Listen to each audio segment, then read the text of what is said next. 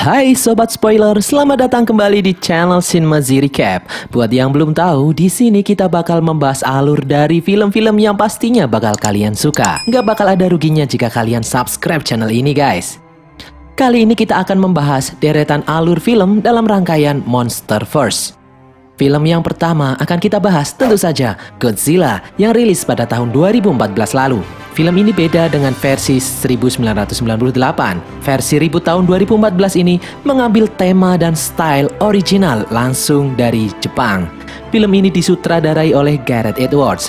Film ini dibintangi oleh Aaron Taylor Johnson, Ken Watanabe, Elizabeth Olsen, Juliette Binoche, dan beberapa nama besar lainnya. Tidak usah lama-lama lagi, langsung saja kita bahas alur film Godzilla.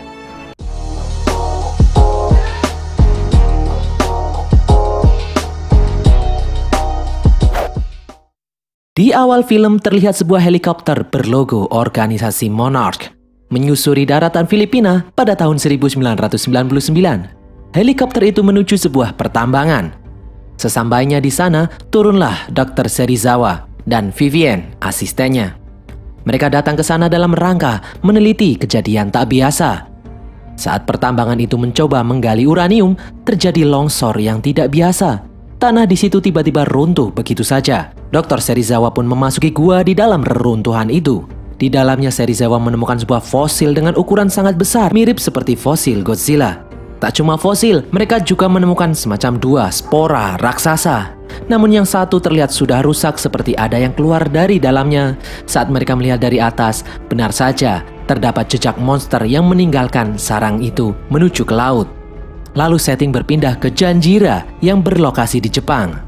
Terlihat Joe Brody, seorang insinyur di instalasi nuklir Janjira, terlihat gelisah di pagi hari. Saat akan berangkat bekerja, istrinya Sandra mengingatkan kalau hari ini adalah hari ulang tahun Joe dan anak mereka, Ford Brody, sudah berusaha mempersiapkan ulang tahun ayahnya. Joe dan Sandra sama-sama bekerja di instalasi nuklir Janjira. Sesampainya di kantor, Joe diberi laporan bahwa terjadi aktivitas gempa yang tidak biasa, mirip dengan yang terjadi di Filipina. Sementara itu Sandra memeriksa keanehan yang terjadi dengan timnya. Di saat Joe sedang menganalisis kejadian aneh itu, tiba-tiba terjadi gempa yang sangat terasa. Joe terpaksa menonaktifkan semua generator nuklir yang ada. Naasnya, istri Joe, Sandra, yang sedang memeriksa keadaan mendapati kebocoran reaktor nuklir di dekat mereka. Sandra dan timnya pun berlari menghindari kebocoran nuklir itu. Joe yang khawatir menunggu Sandra di balik pintu pengaman. Namun Sandra menelpon Joe untuk menutup pintu saja karena Sandra tahu dia tidak akan berhasil selamat keluar dan agar seluruh kota tidak terkena radiasi nuklir. Dengan penuh kesedihan, Joe terpaksa menutup pintu penahan kontaminasi dan membuat Sandra terkubur bersama kebocoran nuklir di dalamnya. Joe tak kuasa menahan kesedihan melihat istrinya terperangkap di balik pintu pengaman terkena radiasi nuklir. Tak sampai di situ saja, gempa terasa kembali dan berhasil meruntuhkan salah satu reaktor nuklir. Gempa itu sampai terasa di sekolah tempat anak Joe, Ford, belajar. Ford terkejut melihat reaktor nuklir tempat ayah dan ibunya bekerja runtuh dan hancur. 15 tahun kemudian, Ford sudah beranjak dewasa. Dia bekerja di militer Amerika Serikat. Saat itu kebetulan Ford mengambil cuti 14 bulan dan segera menemui keluarganya. Di rumah, Ford disambut istrinya Ellie Brody dan anaknya Sam Brody. Di saat Ford sedang melepas rindu dengan istrinya, terdengar suara telepon yang membuat mereka menghentikan aktivitas mereka. Di ujung telepon menyebutkan bahwa ayah Ford, Joe Brody, ditangkap oleh kepolisian Jepang karena melanggar batas wilayah karantina nuklir. Ford seketika gelisah dan bersiap-siap menyusul ayahnya ke Jepang. Sesampainya di Jepang, Ford menjemput ayahnya di kepolisian Tokyo. Joe Brody mengajak Ford menuju tempat tinggalnya di Jepang. Di dalamnya terlihat berantakan. Ford kemudian melihat berbagai clipping surat kabar mengenai kebocoran reaktor nuklir 15 tahun lalu tertempel di dinding. Ayahnya masih terus menyelidikinya sampai sekarang. Itulah kenapa ayahnya bisa ditangkap polisi karena ayahnya menerobos wilayah karantina nuklir, memasuki wilayah Janjira. Ford berusaha membujuk ayahnya untuk pulang dengannya ke San Francisco. Pagi harinya, Ford melihat ayahnya berbicara dengan seseorang lewat telepon. Menyadari Ford sudah bangun, Joe mengutarakan niatnya untuk kembali ke lokasi reaktor nuklir. Ford menolaknya, namun Joe menjelaskan bahwa musibah 15 tahun lalu bukanlah kejadian alami, melainkan ada sesuatu di baliknya. Joe sudah menelitinya selama bertahun-tahun dan menemukan fakta ada sesuatu di balik kejadian itu. Joe ingin kembali ke reaktor dan mengambil disket yang berisi data yang bisa membuktikan bahwa teorinya itu benar. Mereka berdua pun menuju ke Janjira, yang kini sudah menjadi kota mati karena kebocoran nuklir 15 tahun yang lalu. Di tengah jalan, terlihat Joe mencopot masker pengamannya. Dia menyadari bahwa udara di Janjira sudah bersih tanpa radiasi, tepat seperti dugaannya. Lalu sampailah mereka di rumah lama mereka. Joe berhasil mendapatkan disket yang dimaksud dan foto kenangan istrinya. Kemudian di luar terdengar suara helikopter. Mereka mendapati sudah ada aktivitas lagi di bekas reaktor nuklir tempat ayahnya bekerja dulu. Saat mereka berbalik, ternyata sudah ada petugas yang menodongkan senjata ke arah mereka. Joe dan Ford langsung diamankan, dimasukkan ke dalam mobil petugas. Mereka berdua dibawa ke dalam bekas reaktor nuklir Janjira. Di dalamnya mereka melihat hal yang tak biasa, sesuatu yang sangat besar dan bercahaya. Ternyata di dalamnya ada Dr. Serizawa dari Operasi Monarch yang sedang meneliti sesuatu di situ. Serizawa diberitahu telah ditangkap 2 orang yang mengaku dulu pernah bekerja di reaktor nuklir itu. Serizawa pun langsung menemui Joe. Dia melihat Joe yang penasaran dengan apa yang terjadi. Dia ingin tahu apa yang menyebabkan istrinya terbunuh 15 tahun lalu. Joe berkata tentang gelombang elektromagnetik yang ditemukan 15 tahun lalu. Serizawa meneliti data yang dikumpulkan oleh Joe 15 tahun lalu dan membuat Serizawa menyadari sesuatu. Benda yang dia teliti memakan reaktor nuklir. Tak disangka, gempa kembali terjadi saat diteliti. Kebocoran radiasinya 0. Menurut Serizawa, benda itu menyedot habis energi nuklir di 3 reaktor di sana. Benda itu memakan radiasi nuklir selama 15 tahun terakhir dan telah habis. Lalu benda itu akan menetas. Serizawa yang khawatir memerintahkan untuk menghancurkan benda itu. Dan mereka pun menyetrumnya dengan tegangan tinggi. Terlihat gelombang yang dihasilkan dari benda itu menghilang seperti mati. Beberapa saat kemudian ternyata benda itu tidak benar-benar mati. Keluar sesuatu dari dalamnya, bergerak dan menghancurkan sekitarnya. Makhluk itu mampu memadamkan listrik di sekitar lokasi. Saat generator listrik cadangan dinyalakan, terlihat sosok makhluk raksasa yang mengamuk. Semua orang berlarian kabur. Ford yang masih terperangkap di dalam kren meminta bantuan. Akhirnya Ford bisa keluar karena amukan makhluk itu meruntuhkan benda-benda di sekitarnya. Namun setelah keluar, Ford melihat ayahnya terjatuh dari reruntuhan. Dari belakang Ford muncul makhluk raksasa yang keluar dari sarangnya. Makhluk itu bergerak dan terbang. Siang harinya terlihat kekacauan dan mayat ada di mana-mana. Dr. Serizawa ditemui oleh Hampton yang mengambil alih operasi Monarch. Kemudian Serizawa ditanya, adakah orang lain yang dibutuhkan? Serizawa menunjuk Joe dan anaknya untuk ikut terlibat di operasi Monarch. Joe dan Ford kemudian dimasukkan ke helikopter ikut rombongan Serizawa. Namun di tengah perjalanan, Joe yang sudah tidak kuat lagi akhirnya menghembuskan nafas terakhirnya. Kemudian sampailah mereka di kapal induk Saratoga, di mana operasi Monarch bermarkas. Mereka menyebut nama makhluk yang semalam mengacaukan Janjira sebagai Muto. Mereka dipimpin Laksamana William Stans. Mereka berencana mencari dan menemukan Muto sampai dapat. Ford yang masih memandangi jasad ayahnya dipanggil untuk menghadap Serizawa. Saat menemui Serizawa dan Vivian, Ford dijelaskan tentang sejarah organisasi Monarch. Semua berawal di tahun 1954. Pertama kalinya kapal selam nuklir mencapai laut dalam. Nuklir yang ada di dalam kapal selam itu membangunkan sesuatu. Dan semua uji coba bom nuklir di tahun 50-an bukanlah hanya sekedar uji coba biasa, melainkan mereka berusaha membunuh sesuatu. Mereka mencoba membunuh makhluk raksasa, predator alfa purba, jutaan tahun lebih tua daripada manusia. Makhluk ini memakan radiasi sebagai sumber makanan. Seiring merendahnya radiasi di permukaan bumi, makhluk ini bersembunyi dan hidup di dalam lautan, jauh di bawah tanah, menyerap radiasi inti bumi. Kemudian organisasi Monarch didirikan setelah penemuan-penemuan itu. Mereka menyebut makhluk itu sebagai Godzilla. Kemudian Serizawa menjelaskan, 15 tahun lalu mereka juga menemukan fosil hewan raksasa lainnya di Filipina, berbentuk seperti Godzilla. Namun makhluk itu telah lama mati, dibunuh oleh spora raksasa. Terdapat 2 spora, yang satu tidak aktif, namun satunya menetas saat pertambangan tak sengaja menggali tempat itu. Setelah menetas, makhluk itu mencari sumber radiasi terdekat, yaitu Janjira, tempat ayah Joe bekerja. dan makhluk itu berkepompong di Janjira selama 15 tahun, menyerap radioaktif dari dalam kepompong untuk tumbuh hingga akhirnya menetas. Ford menanyakan kenapa Monarch tidak membunuh makhluk itu saat menjadi kepompong.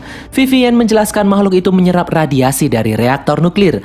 Mereka takut membunuhnya akan melepaskan radiasi dan membahayakan jutaan orang. Maka dari itulah mereka menjaganya, mempelajarinya untuk memahaminya.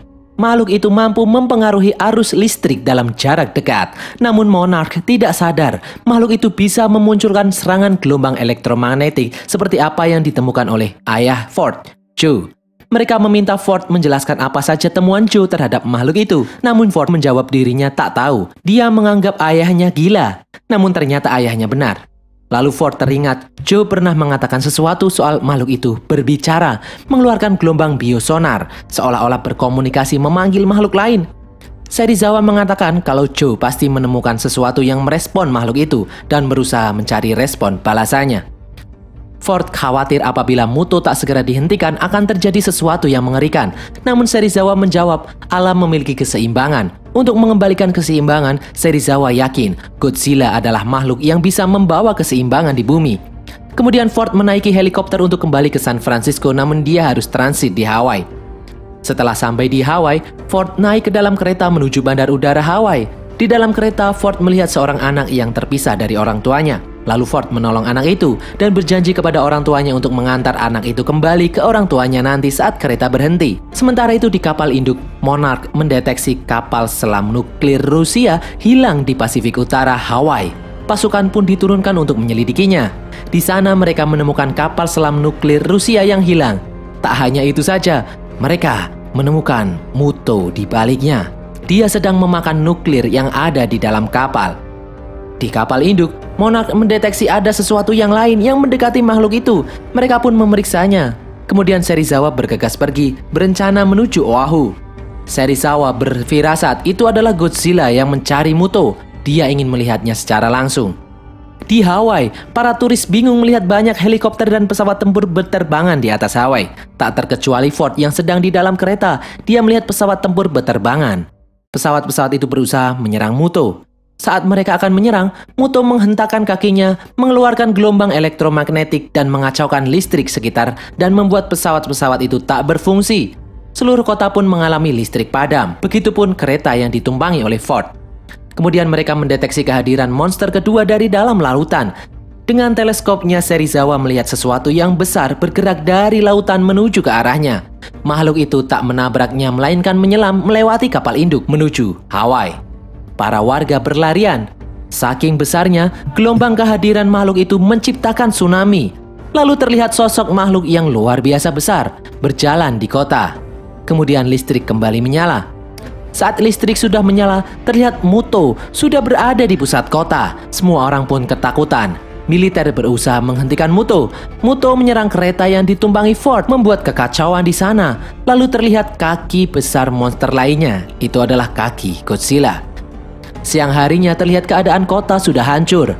Ford berhasil membawa anak yang semalam kembali kepada orang tuanya. Kemudian Ford menyadari ada banyak pasukan untuk memburu monster. Kemudian terlihat beberapa kapal induk berjalan mengiringi Godzilla di lautan.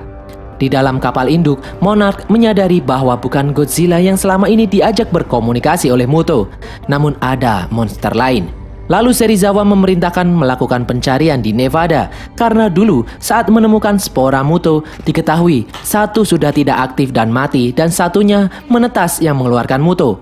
Dan spora yang tidak aktif itu disimpan di Nevada. Mereka pun bergegas menuju Nevada karena di Nevada terdapat fasilitas penyimpanan limbah nuklir Amerika. Benar saja, saat berada di fasilitas limbah nuklir Nevada, pasukan menemukan sesuatu keanehan. Terdapat lubang menganga di salah satu tempat penyimpanan limbah nuklir. Ada makhluk yang menghancurkannya dan memakan limbah nuklir di situ. Kemudian dari kejauhan terlihat makhluk mirip Muto berjalan menuju pusat kota. Makhluk itu berjalan menuju Las Vegas. Seketika Las Vegas hancur dilewati Muto kedua yang ukurannya jauh lebih besar. Namun Muto itu tidak memiliki sayap. Monarch menyadari kalau monster itu memiliki kelamin yang berbeda. Jadi, sinyal panggilan selama ini adalah panggilan kawin antara Muto jantan dan Muto betina. Mereka kemudian mencari sumber radiasi terdekat untuk berkembang biak. Petinggi Monarch berencana memancing Muto dan Godzilla dan mengebomnya dengan bom nuklir. Namun Vivian menyebut rencana itu gila karena monster-monster itu memakan radiasi.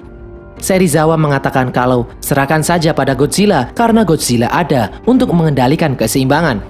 Namun Laksamana Stance menolak untuk berdiam diri saja. Mereka tetap berencana menghancurkan monster-monster itu dengan bom atom. Sampailah Ford di California menghadang Muto kedua yang menuju San Francisco. Ford melihat kereta membawa hulu ledak nuklir menuju San Francisco. Dengan kemampuannya di bidang penanganan bom, Ford meminta izin untuk bertugas menangani bom itu, sekalian menemui keluarganya di San Francisco. Ford kemudian menelpon istrinya yang sedang ketakutan. Dia mengatakan akan tiba di San Francisco keesokan harinya dan menjemput mereka ke tempat yang aman. Dan mengatakan pihak militer akan mengebom monster-monster itu. Kemudian naiklah Ford mengikuti rombongan kereta pembawa bom nuklir. Di luar terlihat jalanan chaos. Banyak orang berusaha menghindar dari jalur para monster. Di dalam Monarch, Serizawa masih membujuk Stance untuk tidak menggunakan bom nuklir. Tetapi Stance tidak mau ambil resiko jatuh korban lebih banyak lagi. Di tengah jalan, kereta pembawa bom atom terhenti karena melihat ledakan di depan mereka. Kemudian para prajurit pun memeriksa ke dalam terowongan. Mereka memeriksa apakah jalurnya masih aman untuk dilewati. Mereka melihat jalur masih aman, namun ada sesuatu di belakang mereka yang bergerak yang mereka tidak sadari.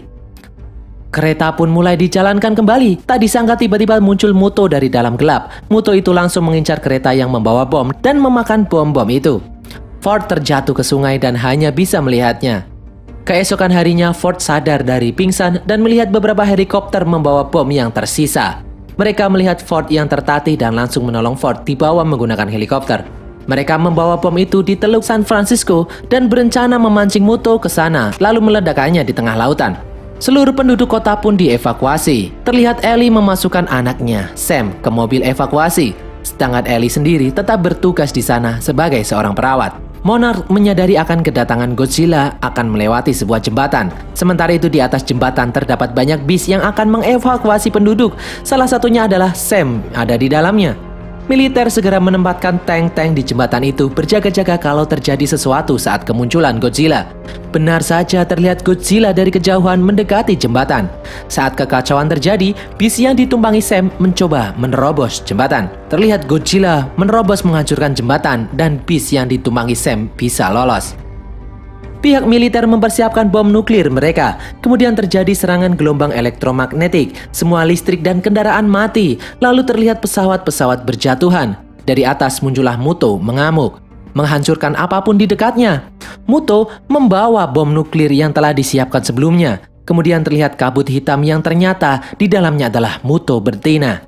Kedua Muto pun bertemu di San Francisco. Muto kecil menyerahkan bom nuklir itu kepada Muto betina. Kemudian terlihat Muto betina menggali lubang. Mengetahui hulu ledak nuklir kini ada di pusat kota dan membahayakan penduduk sekitar, militer meminta bantuan Ford untuk mematikan bom secara manual atau menjauhkan bom itu dari pusat kota kembali ke laut. Berangkatlah Ford dan timnya menuju bom yang dibawa Muto itu ke pusat kota. Kemudian terlihat Muto jantan yang menghadang Godzilla dan terjadi pertarungan di sana. Sementara itu di dalam pesawat berangkat Ford dan timnya menuju bom atom yang dibawa Muto sebelumnya. Mereka pun meloncat setelah sampai di lokasi. Di sela pertarungan antara Muto jantan dan Godzilla, mereka berusaha menuju lokasi bom. Setibanya di lokasi, mereka melihat Muto betina sedang mengerami telurnya di dekat bom atom. Kemudian muncul Godzilla dari balik asap mendekati Muto betina itu. Menyadari kehadiran Godzilla, Muto betina menghampirinya untuk bertarung. Melihat kesempatan itu, Ford dan timnya menghampiri bom atom yang sudah aman. Terjadi pertarungan sengit antara Muto betina dan Godzilla. Sementara itu Ford dan timnya memasuki lokasi bom dan mendapati banyak sekali telur-telur Muto di sana. Sementara itu Godzilla masih bertarung dengan Muto. Kali ini Godzilla dikeroyok oleh dua Muto sekaligus. Godzilla terlihat tak berdaya. Di tempat bom, Ford dan pasukannya tak ada waktu untuk menonaktifkan bom. Mereka memutuskan untuk membawa bom itu ke pantai. Ford terlihat membuka selang bensin dari kendaraan yang hancur di dekat telur-telur Muto.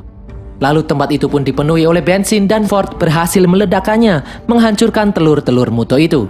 Muto yang menyadarinya terlihat mengamuk, telur-telurnya mati. Kemudian terlihat cahaya biru berasal dari tubuh Godzilla. Godzilla mengeluarkan api biru dari mulutnya, menyerang Muto betina. Kemudian Muto jantan terlihat menyerang Godzilla dari atas. Militer yang membawa bom mencoba membawa bom menggunakan kapal, namun Muto betina melihat ke arah mereka dan mengejar bom itu. Dengan susah payah Godzilla berhasil melumpuhkan Muto jantan. Namun konsekuensinya Godzilla tertimpa gedung di dekatnya. Ford melihat Godzilla lemas tak berdaya.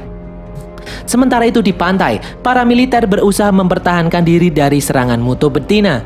Sementara mereka sedang sibuk, Ford menjalankan kapal yang membawa bom secara otomatis menuju lautan. Namun mesin kapal kemudian terhenti karena gelombang elektromagnetik dari Muto. Di saat Muto akan menyerang Ford, dari belakang muncul Godzilla menggigit Muto betina itu. Terjadi pertarungan dan Godzilla menyemburkan api biru ke dalam mulut Muto betina. Muto betina pun berhasil dikalahkan. Kapal yang membawa bom mulai menyala lagi dan berjalan menuju lautan dengan Ford di dalamnya, lalu Ford pun terlihat pingsan. Sementara setting waktu bom masih tetap menyala, lalu terlihat cahaya dari atas yang berasal dari helikopter yang kemudian menyelamatkan Ford ke atas helikopter. Kemudian terlihat ledakan besar di tengah lautan. Siang harinya di tengah kota terlihat tubuh Godzilla yang terbujur kaku. Sementara Ford membawa anaknya menuju penampungan korban serangan monster. Ford dengan cemas mencari istrinya. Di pusat kota, Serizawa melihat Godzilla yang tak berdaya. Namun kemudian terlihat Godzilla mulai membuka matanya dan Godzilla itu ternyata masih hidup. Di tempat penampungan, Ford akhirnya bisa kembali berkumpul dengan istrinya Ellie. Di tempat penampungan itu pun mereka melihat Godzilla yang kembali bangkit dan berjalan menuju pantai. Mereka bersorak menyebut Godzilla Raja para Monster, sang penyelamat kota. Godzilla pun kembali ke tempat asalnya. Dan berakhirlah alur film Godzilla ini guys. Semoga kalian terhibur. Nantikan postingan berikutnya membahas alur film lanjutan Monsterverse, yaitu Kong Skull Island yang rilis di tahun 2017. Makanya subscribe dan nyalakan loncengnya biar tidak ketinggalan keseruan kami. Jangan lupa follow media sosial kami dan tulis kritik dan saran kalian di kolom komentar. Sampai jumpa di konten kami berikutnya. Bye.